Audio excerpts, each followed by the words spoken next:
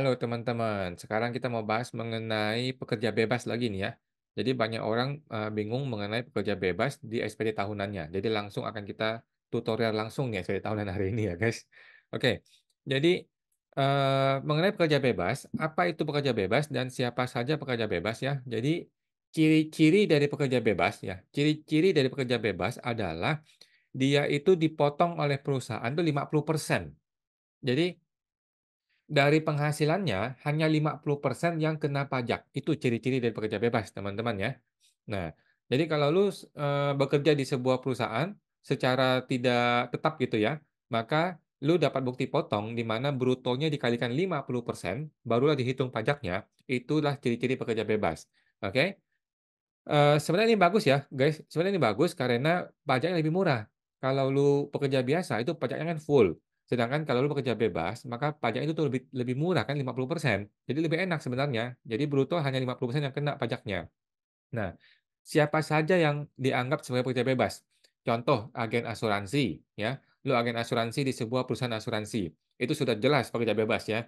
Agen MLM, Anda mungkin notaris, lu mungkin pengacara, lu mungkin artis, konsultan kayak gua, atau lu seorang profesional yang berlisensi, atau lu seorang konsultan manajemen.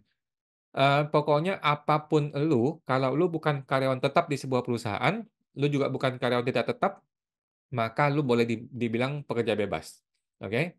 Jadi, pekerja bebas itu sangat luas sekali. Pokoknya yang bukan karyawan tetap, bukan karyawan tidak tetap, maka semua itu bisa dianggap pekerja bebas dengan penghitungan pajaknya adalah brutonya itu 50% yang kena pajak. Kan lebih enak ya teman-teman ya? Nah, dan ingat ya teman-teman, yang namanya pekerja bebas itu wajib mencetak NPPN ya, Surat Pemberitahuan Norma ya. Kalau lu nggak punya norma bahaya ya. Jadi lu mesti cetak NPPN itu diminta di awal tahun sebelum tanggal 31 Maret di tahun tersebut untuk tahun tersebut, oke? Lu nggak bisa minta NPPN sekarang untuk tahun lalu, nggak bisa, atau untuk tahun depan, nggak bisa. Lu minta NPPN sekarang untuk tahun ini, gitu. Nah, gimana kalau tahun lalu sudah lewat? Ya sudah, nggak bisa teman-teman ya. Kalau tahun lalu sudah lewat, lu lupa cetak NPPN, maka penghasilan lu itu 100% akan dihitung pajaknya, oke? Tapi kalau gue sih, gue tetap hitung 50% ya, karena biasanya AR juga, ini kok bisa memahami ya, karena orang nggak ngerti, gitu. Nah, gimana kalau lu sudah cetak NPPN tetapi tidak terpakai? Oke, kalau lu sudah cetak nih NPPN tapi nggak terpakai, jawabannya tidak masalah teman-teman ya. Kalau lu berpikir nih, "Tahun ini kayaknya gue bakal merubah bisnis gua deh, gue mungkin mau jadi agen asuransi atau apa," gitu. Ya udah, lu tinggal cetak NPPN, kalau nggak terpakai, nggak masalah teman-teman ya, nggak masalah. Nah, terus gimana kalau sudah cetak NPPN, apakah status UMKM 0,5% kok menjadi gugur gitu? Banyak orang khawatir kan, gue sudah pakai 0,5% nih, terus kalau gue cetak NPPN, nanti gugur dong gue punya status UMKM gue. Jawabannya tidak teman-teman ya, jawabannya tidak. Jadi kalau lu sudah punya 0,5% pedagang, lu juga menyambi sebagai agen asuransi atau, pengacara atau notaris atau apapun gitu ya. Nah kemudian lu punya NPPN. Nah, NPPN ini tidak akan menggugurkan 0,5% lu. Jadi nggak usah khawatir ya teman-teman ya, santai aja. Nah, sekarang, kita bahas pekerja bebas tidak mengenal TER ya. Jadi banyak orang masih bingung, kalau gua bekerja bebas, bagaimana TER-nya gua? TER-nya gua bagaimana nih? Kan PPh 21 kan TER nih, metode Januari 2024 kan pakai metode TER ya, metode rata-rata, tarif efektif rata-rata ya. Nah, jawabannya memang tidak terpengaruh teman-teman ya. Jadi TER ini tidak terpengaruh untuk lu sebagai pekerja bebas. TER ini hanya berlaku untuk perusahaan dalam rangka memotong PPh 21 karyawannya dia, karyawan tetap dan karyawan tidak tetap gitu ya. Sedangkan bukan pegawai itu tidak terpengaruh oleh TER ini, oke? Nah, jadi teman-teman nggak usah khawatir kalau lu bukan pegawai, kategori bukan pegawai, cara hitung PPh-nya masih sama, yaitu bruto dikalikan 50% dikalikan dengan tarif pasal 17, itu doang. Oke, nggak ada pengaruh sama sekali ya. Bagi seorang pekerja bebas tidak ada pengaruh. Oke, masih sama seperti sebelumnya. Lu dipotong PPh 21, lu dapat bukti potongnya dari perusahaan itu, lu akan dapat 12 lembar 1 tahun ya. Jadi kalau agen asuransi, agen properti atau mungkin apapun gitu ya, maka lu akan dapat 12 bukti potong selama 1 tahun. Jadi tiap bulan dapat. Pokoknya tiap kali lu dapat uang, maka lu dipotong PPh 21 ya. Bukan diakumulasi setahun ya, tetapi setiap bulan akan dapat. Sama seperti sebelumnya ya, ini nggak ada perbedaan. Nah, tetapi ada satu yang berbeda. Satu yang berbeda adalah Selama ini, kalau beberapa perusahaan tuh menghitung PTKP, sekarang sudah tidak ada PTKP lagi, gitu ya. Nah, selama ini, itu diakumulasi setahun dalam rangka menghitung tarif pasal 17, di mana lu itu kalau setelah 2 bulan sudah melewati level kedua, maka lu akan seterusnya level kedua. Setelah 3 bulan level ketiga, lu akan seterusnya level ketiga. Begitu cara ngitungnya kan, kalau PPh 21 bukan pegawai. Setelah TER ini mulai Januari 2024 sudah nggak begitu lagi, sudah tidak akumulasi. Jadi setiap bulan lu akan dipotong dengan tarif, eee, di bulan tersebut, ya sudah, bulan depan mulai dari awal lagi, tidak diakumulasi, gitu ya. Nah, ini akan menyebabkan PPh 21 lu akan turun, lebih murah dibanding biasanya ya, terutama yang sudah tinggi penghasilannya, tetapi nanti di SPT tahunan tetap akan lu hitung ulang dengan benar dan lu akan kena kurang bayar yang besar di SPT tahunan ya. Jadi orang-orang yang selama ini dipotong besar oleh perusahaan-perusahaan mungkin asuransi atau properti gitu, sekarang akan lebih kecil di PPh bulanannya, tetapi akan lebih besar di SPT tahunan lu, jauh lebih besar ya. Jadi sama saja sebenarnya, dipotong oleh perusahaan sama, sekarang kita bayar sendiri juga sama, gitu. Nah, sekarang kenapa pekerja bebas itu terjadi LB di SPT tahunan? Nah, banyak orang kena masalah ini nih, jadi dia terkena LB di SPT tahunan dia. Kenapa bisa begitu? Ini hal yang wajar teman-teman ya. Semua pekerja bebas itu hal yang wajar mengalami LB ataupun KB dalam SPT tahunan dia. Itu hal yang wajar. Kenapa begitu?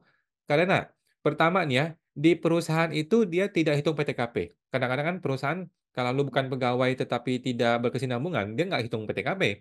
Nah, ketika lu menghitung sendiri di SPT tahunan pribadi lu menghitung PTKP dong. Nah, di perusahaan tidak hitung PTKP, dia potong aja langsung, di pribadi akan hitung PTKP, sehingga terjadilah LB. Itu hal yang wajar ya teman-teman ya, nggak usah khawatir. Atau mungkin di perusahaan itu dia bikin bukti potong, ya kan? Bukti potong normal dong, ada PTKP, diakumulasi dan bla bla bla. Ternyata lu atau kita nih punya penghasilan selain dari perusahaan ini. Jadi kita mungkin kerja di agen asuransi, kita juga seorang notaris gitu, atau kita juga seorang pengacara, atau kita juga seorang konsultan. Jadi kita punya banyak source of income gitu, punya banyak penghasilan di mana bukti potongnya itu tidak hanya di satu perusahaan itu doang. Nah, gara-gara ada banyak bukti potong, kita dipotong di banyak perusahaan, ketika kita menghitung ke SPT tahunan pribadi kita, terjadilah LB atau kurang bayar, itu hal yang biasa. Oke, bisa bisa KB malah ya, bisa KB, bisa LB. Ya, intinya seperti itulah. Kemudian jadi ada banyak alasan ya terjadi LB ataupun KB dalam SPT tahunan orang pribadi yang bekerja bebas, karena memang belum final ketika dihitung di perusahaan. Ini beda dengan karyawan ya. Kalau karyawan tetap, itu yang dia dapatkan bukti potong itu, ya udah itu yang di-input dan apa adanya, nggak ada LB, nggak ada KB. Kecuali si karyawan ini bekerja di banyak perusahaan, di lebih dari satu perusahaan, maka bisa jadi kurang bayar, gitu. Nah, beda kalau pekerja bebas. Kalau pekerja bebas, bukti potong yang lu dapatkan itu akan lu input dan mungkin saja terjadi LB atau KB ya. Nah, sekarang kita akan langsung masuk langsung ke tutorial SPT tahunan teman-teman ya.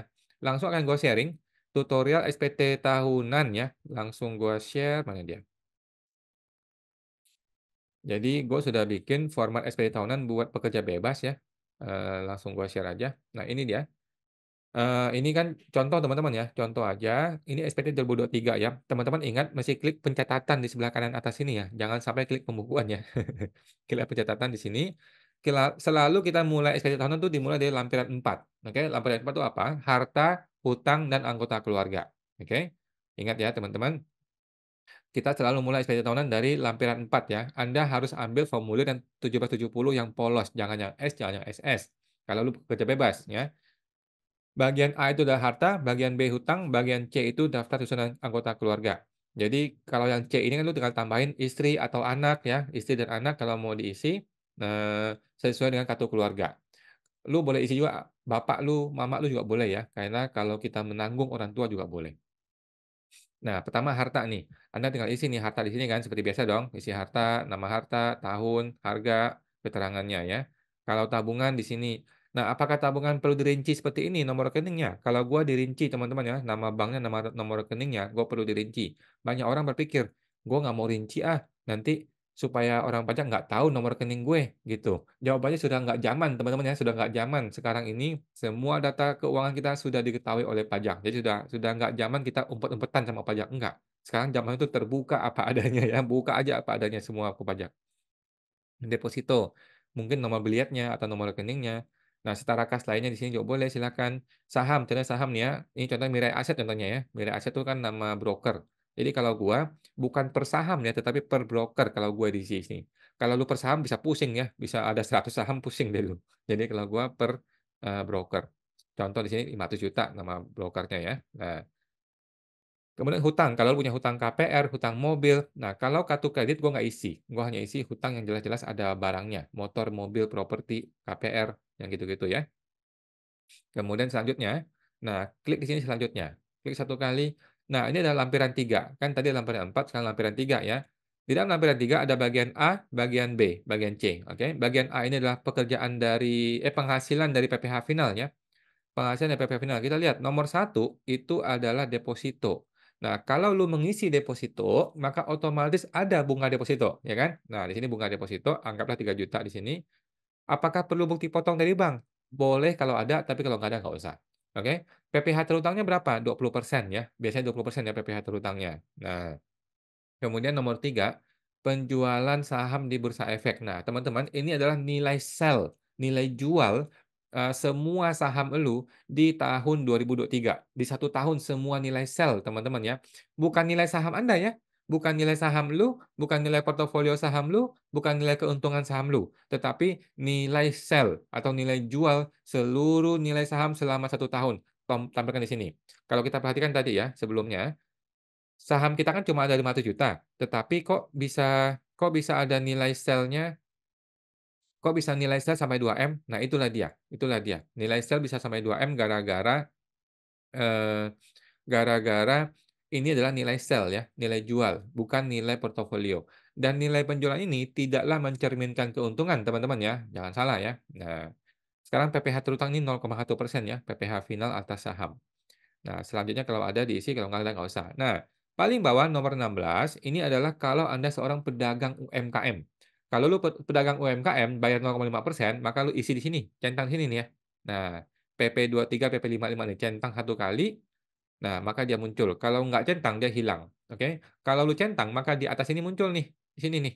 PP23, PP55 nih. Kalau lu tidak centang, dia nggak ada nih. Kalau gua tidak centang nih ya, dia nggak ada di sini. Oke? Tapi kalau kita centang, dia muncul. Di sini ya, PP23, PP55. Oke? Gua berasumsi pekerja bebas Anda ini tidak, PPh final ya, tidak pedagang ya. Jadi kalau lu murni seorang pekerja bebas, maka ini nggak usah centang ya, kita hilangkan. Oke? Kita hilangkan. Kemudian bagian B adalah penghasilan yang tidak termasuk objek pajak. Nah, gue isi angka di sini, ini apa? Ini adalah dividen yang lu investasikan. Oke? Jadi kalau lu punya saham, maka kemungkinan lu punya dividen, ya kan? Dividen itu kan boleh diinvestasikan selama 3 tahun dan tidak kena pajak. Nah, itulah dia di sini. Nah, lu taruh di sini, dividen yang diinvestasikan selama 3 tahun tidak kena pajak, itu harus dilapor selama 3 tahun berturut-turut ya di menu e-reporting investasi, teman-teman. Oke. Bagian C gua biasanya nggak isi. Oke. Lanjut. Kita klik selanjutnya ya di sini ya, selanjutnya. Oke, taruh sini deh. Selanjutnya, ini lampiran 2 teman-teman. Lampiran 2 adalah tempat elu untuk menginput semua bukti potong bukti potong bukti potong dari orang yang memotong, dari perusahaan yang memotong. Contohnya, kalau agen asuransi dari perusahaan asuransi, agen properti dari perusahaan properti, kalau notaris mungkin dari, klien dia, kalau konsultan dari klien dia yang memotong PPh 21 ataupun 23, oke?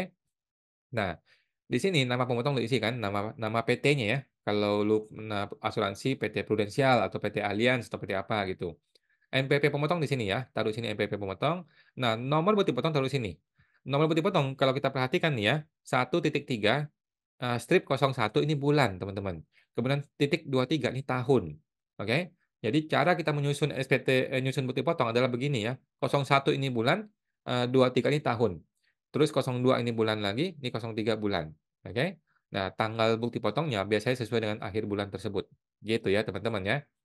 Jadi supaya rapi kita susun bukti potong berdasarkan bulan. Oke. Ini jenisnya adalah PPh 21 ya. Ada 21, 22, 23, 24, 26. Wah, banyak banget. pilih 21 ya. Jumlah PPh-nya contoh di sini, contohnya ya, sesuai dengan bukti potongnya ya teman-teman. Ini gue kasih contoh aja cuman 3, tapi kan sebenarnya ada 12 ya. Kalau lu seorang agen asuransi atau pekerja bebas yang rutin, lu akan dapat 12 bukti potong dari satu perusahaan. Kalau lu bekerja di beberapa perusahaan, berarti banyak lagi di sini ya. Tambahin semua teman-teman ya, jangan dihilangkan. Semua bukti potong, lu harus pegang aslinya, dan kemudian lu harus input di sini teman-teman ya. Nah, nanti kalau sudah Cortex System, ini akan muncul di sini semuanya. Kalau sudah Cortex System ya, sekarang sih belum. Oke?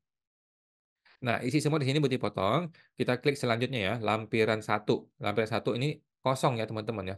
Lampiran satu itu udah halaman satu, halaman 2 ya. Lampiran satu adalah halaman satu, halaman 2. Di sinilah kita bisa klik pembukuan. Nanti deh kayaknya deh, nggak di sini deh. Nah, lampiran satu halaman satu kosong, ini kalau kita pembukuan kita isi di sini. Kalau tidak pembukuan tidak usah isi di sini ya. Klik selanjutnya, ini halaman 2. Di sini bisa nggak klik pembukuan? Di sini ya. Kalau klik pembukuan di sini, ini semua jadi nggak bisa diisi. Tapi kalau kita klik catatan, ini jadi bisa diisi. Oke? Lampiran satu halaman 2 kalau pekerja bebas isi di sini nih, isi di sini nih. Nah, di bagian B, nomor 4, oke. Contohnya gue isi ya, anggaplah sebulan 20 juta, berarti setahun kan 240 juta, oke, 240 juta. Normalnya berapa persen? 50%. Kalau yang biasanya sih 50% lah ya, kalau agen-agen begitu. Nah, ini berarti kan 120 juta. Nah, artinya apa? Artinya dari penghasilan gua 240, yang kena pajak, yang dihitung pajaknya cuman 120. Sesimpel itu teman-teman ya maksudnya ya. Nah, pekerja bebas. Kalau mau isi jasa juga boleh, tapi biasanya sih isi ke pekerja bebas. Nah, tahun depan nih 2025 bagi yang namanya UMKM tidak bisa 0,5% lagi akan isi di sini nih, nanti nih, dagang di sini. Oke. Nah, bagian C ini adalah penghasilan dalam rangka pekerjaan. Jadi kalau lu selain pekerja bebas, lu juga seorang karyawan tetap di sebuah perusahaan, isi di sini. Oke. Isi di sini, isi penghasilannya ya sesuai dengan bukti potong A1 dari perusahaan. Kalau lu tidak bekerja di sebuah perusahaan secara tetap, maka nggak perlu diisi. Oke. Nah, penghasilan yang lain masih kosong ya, masih kosong semua. Kita lihat, nah masih kosong semua. Oke, kosong. Nah, sekarang kita lanjut ya. Oh, mesti pindah-pindah terus nih ininya nih. Di sini aja deh. Nah, sekarang klik selanjutnya. Nah, ini halaman induk teman-teman ya, halaman induk ya teman-teman. Nah, lihat ya, halaman induk. Nah, eh, penghasilan Anda itu 120 juta ya. Kan harusnya kan 240 harusnya kan, 240 tetapi penghasilan lu 120 karena hanya 50% yang kena pajak. Oke, enak dong ya. Enak kalau kerja bebas. Kemudian isi ya, di sini PTKP-nya isi kalau tidak kawin tanggungannya 0, berarti 54 juta di sini. Oke. Jadi dari 120 juta yang kena pajak cuma 66 karena kena PTKP. Dapat PTKP kan enak dong. Ya. Sehingga pajak lu itu seharusnya adalah 3,9 juta. Oke teman-teman ya, seharusnya pajaknya lu ini adalah 39 juta, 3,9 juta. Tapi ternyata kita dipotong tuh 6 juta oleh perusahaan, oleh klien kita atau oleh perusahaan kita. Nah, terjadilah LB di sini. Inilah definisi LB, teman-teman ya. Harusnya pajaknya cuma 3,9, tetapi yang dipotongnya 6 juta oleh pihak-pihak klien. Sehingga terjadilah LB 2 juta. Oke. Nah, LB ini lu bisa pilih A, C atau D ya. A ini direstitusikan, yang C ini dikembalikan dengan SKP PKP pasal 17C, ini 17D. Gue juga nggak terlalu paham ini, mungkin lu bisa pilih yang kriteria tertentu deh. Apa yang kriteria tertentu? Nah, iya. Jadi kalau orang pribadi dengan LB maksimal 100 juta itu bisa dapatkan ini ya, dapat ini. Bisa langsung dipercepat pengembaliannya, oke? Tetapi gue tidak sarankan ya, karena bisa terjadi pemeriksaan. Kalau terjadi pemeriksaan, yang awalnya LB kita berharap uang balik malah bisa berbalik arah menjadi kurang bayar, malah masih bayar pajak gitu ya. Nah, ini nama, kemudian lu submit gitu teman-teman ya. Ingat ya, halaman ini gua perlu screenshot atau gua print ke PDF supaya nanti ketika submit dia akan minta formulir yang mesti di-upload kan. Nah, itulah gua akan upload halaman induk ini. Karena kan dia seharusnya itu upload yang PPh finalnya ya mesti di-upload ya. Daftar peredaran brutonya. Kan kita nggak ada peredaran bruto. Kalau itu mau Anda print boleh, silakan di-print ke PDF. Kalau nggak usah deh. Kalau gue sih apa aja lah yang halaman ini juga boleh di-print ke PDF kita submit. Oke? Nah, Sekarang gimana supaya tidak LB? Gampang ya, supaya tidak LB, kita mundur. Sebelumnya klik satu kali di sini ya, yang lampiran 1 halaman 2 di sini nih, di bagian penghasilan lainnya kita tambahin di sini. Kita tinggal tambahin mungkin, 30 juta gitu ya, 30 juta. Kan Anda kan mungkin selain lu pekerja bebas, mungkin lu terima angpau dari orang tua, dari saudara kan bisa bisa kan? Masuk ke sini teman-teman ya. Klik selanjutnya. Nah, yang tadinya LB menjadi kurang bayar di sini teman-teman ya. Yang tadinya LB sudah jadi kurang bayar di sini. Nah, jadi kan 2,4 juta nih, kita tinggal turunin lagi PPh-nya, penghasilan tadi supaya LB-nya supaya penghasilannya menjadi kecil. Pajaknya ya, supaya pajaknya jadi lebih kecil, nggak usah 2,4 juta. Oke, kita klik sebelumnya. Nah, mohon isinya lengkap, ini yang warna merah masih diisi ya. Lu masih bayar tanggal berapa? Kita isi tanggal kapan aja deh. Nah, sebelumnya kita ganti lagi 30 juta menjadi 20 juta. Nah, 20 juta. Oke, kita lihat, kita klik selanjutnya.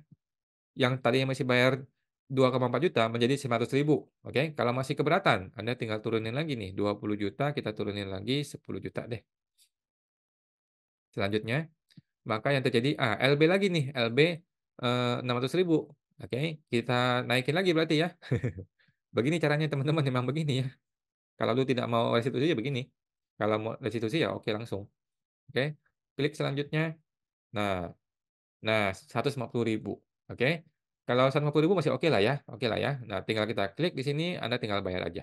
Nah, lu tinggal bayar, nanti e-billing-nya dibikin, bayar, nanti tinggal masukin BPN-nya atau NTPN-nya di ketika lu mau submit, gitu. Oke teman-teman, sesimpel itu teman-teman ya, sesimpel itu untuk mencegah supaya lu tidak terjadi LB teman-teman. Segampang itu sebenarnya. Banyak pekerja bebas tuh bingung, kalau gue LB gimana ya, padahal nggak ada masalah kok guys ya, nggak ada masalah kok, bebas aja, nggak ada masalah. Itu tutorialnya untuk SPT tahunan pekerja bebas ya. Banyak orang request soalnya ini ya, jadi gue mesti bikin. Oke itu teman-teman ya, semoga bermanfaat. Sampai jumpa lagi.